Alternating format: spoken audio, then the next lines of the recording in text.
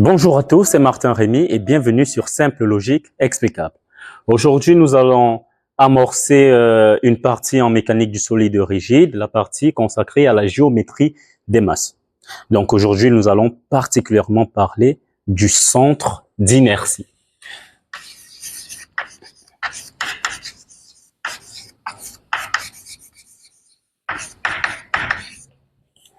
Lorsque nous avons notre solide, qu'il soit volumique, surfacique ou linéique, il est très essentiel de déterminer la position du centre de masse. Et le long de cette vidéo, nous allons donner tous les formalismes qu'il faut, tous les outils qu'il faut pour être en mesure de déterminer la position du centre d'inertie, que ce soit dans une répartition continue, c'est-à-dire surfacique, volumique, linéique, ou même une répartition discrète.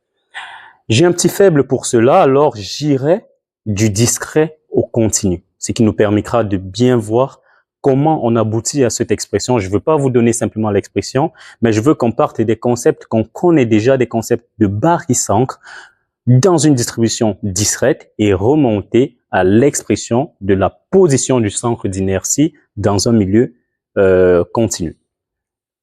Donc, on va supposer pour un début, on va considérer, donc,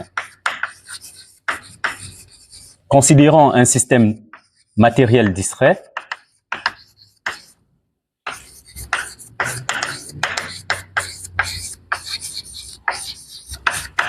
qui sera tout simplement constitué de, disons, petit n points matériels repartis dans l'espace.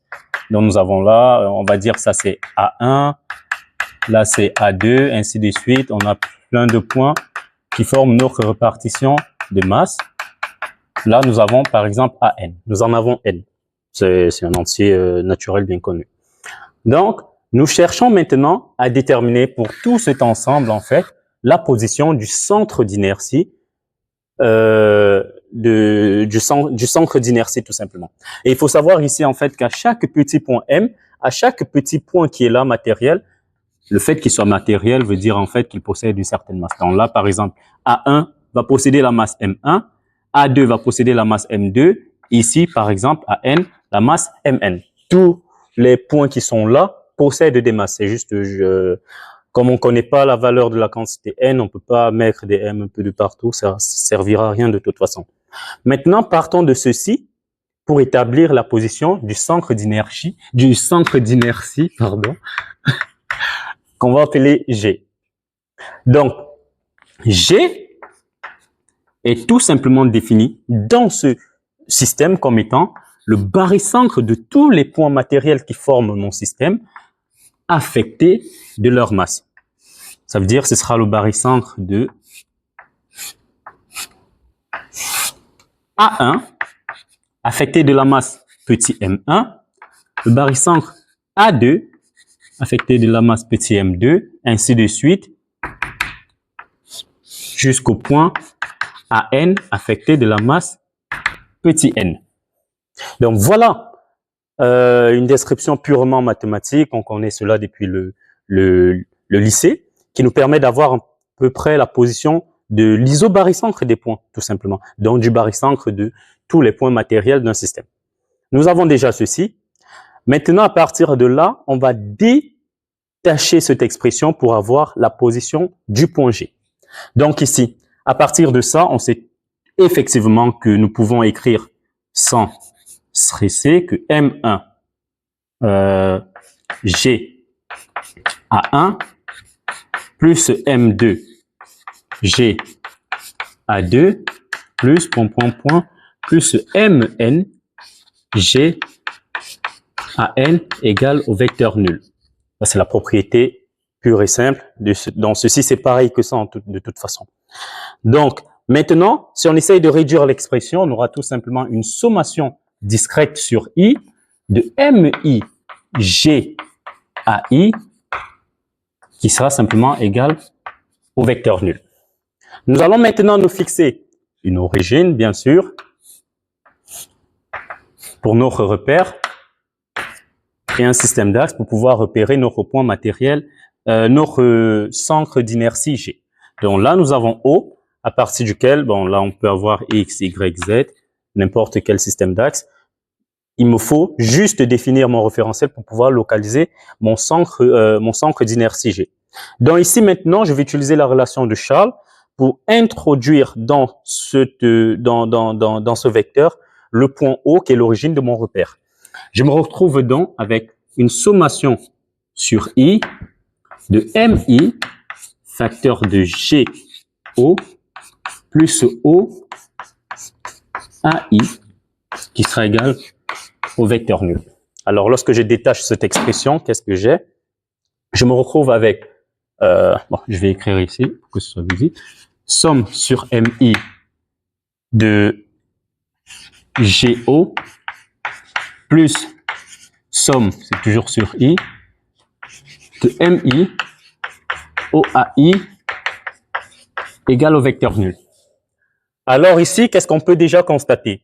G, du simple fait qu'il soit le centre d'inertie de mon système distrait, existe et est unique. Et comme il est unique et qu'on cherche à le déterminer, ça veut dire cette grandeur-ci, O, il est connu, G étant unique, ceci ne va pas dépendre de la sommation discrète sur I. Alors la sommation qui est là va uniquement s'appliquer sur MI. Donc j'aurai donc, on va appeler ça la masse totale tout simplement, la somme de tous les éléments de masse qui constituent mon système. Donc j'aurai là masse totale, que je vais appeler MT, que je vais multiplier par GO, plus, ici on voit que AI, ce sont des éléments de mon système et qui sont localisés bien sûr. Donc vous voyez que la sommation ici va directement s'appliquer à MI et à AI, parce qu'à chaque I, on a pour chaque I, on a des points matériels différents. Donc ici, j'ai une sommation sur I de MI ou AI qui sera égale au vecteur nul, tout simplement. Donc maintenant, qu'est-ce que je fais? Je vais balancer ceci d'un côté, tout simplement. Et si je balance ceci d'un côté, j'aurai MT fois GO, mais de façon négative. Donc j'aurai moins MTGO, autrement dit, MT fois OG. Donc j'ai MT, masse totale, que multiplie OG, qui sera tout simplement égal à la sommation sur I de MI au AI. Donc au final, je me retrouve avec l'expression de la position de mon centre d'inertie OG, qui sera égal à 1 sur la masse totale de mon système, avec une sommation continue, discrète, sur I de MI au AI. Donc, vous voyez qu'à partir de la définition en termes de barycentre du centre d'inertie, je parviens à avoir la position de ce dernier relativement à un référentiel que je me suis fixé.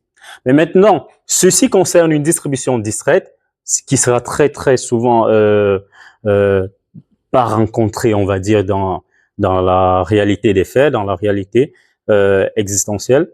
Maintenant, si on veut quitter du système distrait au système continu, il faudra juste interpréter cette relation. Donc, ça, c'est dans le système distrait. Maintenant, si on passe en système continu, donc, en système continu,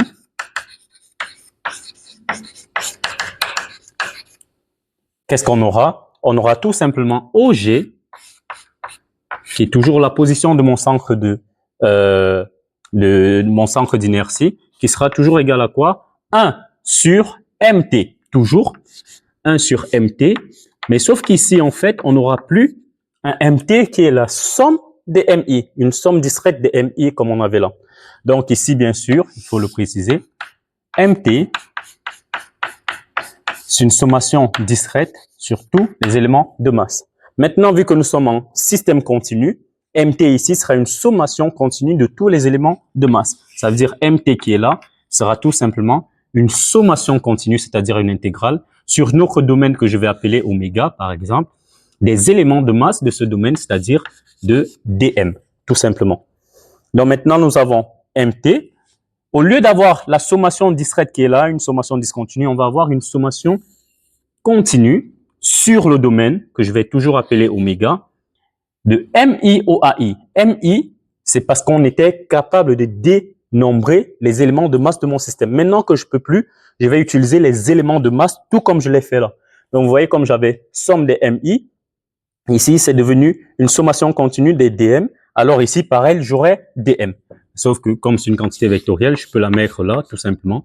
OA, c'est tout point. A, en fait, c'est un point quelconque de mon domaine. Vu que je peux plus le dénombrer, je peux plus dire A1, A2, A3 parce que mon système est continu. J'aurai juste OA. Et là, j'ai dm, mon élément de masse. Donc voilà à quoi c'est équivaut lorsque nous passons d'un système discret à un système continu. Nous avons cette expression. Et maintenant, si on revient à notre référentiel d'étude qui est là, au A, on a dit que A, c'est un point inconnu. Ça veut dire que c'est tout simplement X, Y, par exemple, plus YJ, plus Z de K. Si nous sommes tel que je l'ai défini là, ça veut dire OA étant ceci, si j'introduis cela ici, je peux avoir une position de G suivant X, suivant Y et suivant Z. Ça veut dire OG sera forcément le X de G suivant I, plus le Y de G suivant J, plus le Z de G suivant K.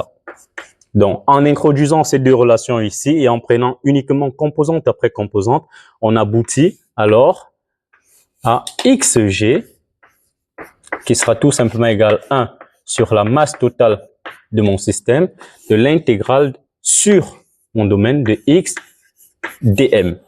Y de G sera également égal à 1 sur la masse totale de mon système, une sommation continue sur mon système de Y dm. Z de G quant à lui, pareil, 1 sur MT, une sommation continue sur tout mon domaine de Z dm tout simplement. Donc voilà ce que nous avons. Et si vous voulez en sommation discrète, ce sera en fait des relations pareilles. On aura 1 sur MT, une somme des MI XI par exemple, somme des XI au MI XI et YG sera somme 1 sur MT, somme des YI, MI tout simplement. Pareil pour Z de G. Donc voilà ce que nous avons maintenant. Et petite remarque, le DM, qu'est-ce qu'il vaut? Vu que nous sommes en description continue, il faut savoir qu'un système continu, comme je l'ai rappelé tout à l'heure, il peut être linéique, il peut être surfacique ou volumique. Qu'est-ce qui va différencier les trois? C'est déjà le nombre, la dimension de l'espace qu'il occupe, premièrement, et aussi l'expression de l'élément de masse. Ça veut dire, si je suis linéique, alors dm sera tout simplement une densité linéique de masse fois l'élément de longueur qui est simplement dl. Si je suis surfacique, dm sera tout simplement une densité surfacique de masse, que je vais appeler sigma, avec un élément de surface, tout simplement ds. Et volumique, j'aurai dm qui sera tout simplement égal à ρ dv, densité volumique de masse, fois l'élément de volume. Donc, une fois que vous avez ça, vous avez déjà votre domaine. Quand vous avez votre domaine, il suffit juste d'exprimer, de savoir dans quel espace vous êtes. Est-ce que mon domaine, il est continu, linéique, surfacique ou volumique, pour déjà décrire votre élément de masse. Une fois que vous l'avez, vous utilisez simplement ces relations pour avoir la position de XG, YG et Z de G. On fera des exercices dans ce sens-là, beaucoup de répartitions massiques différentes, des formes différentes pour voir exactement comment on parvient à appliquer ceci pour avoir la position du centre d'inertie. Donc, comme je vous l'ai dit, le centre d'inertie, il est, du simple fait qu'il existe, il est unique dans tout système. Donc, c'était tout pour cette vidéo. J'espère que j'ai été assez clair. C'était pas des concepts très difficiles. Et je vous donne rendez-vous à la prochaine vidéo. On va parler maintenant des moments d'inertie. C'était Martin Rémy. Vous étiez sur Simple, Logique, Explicable. Merci.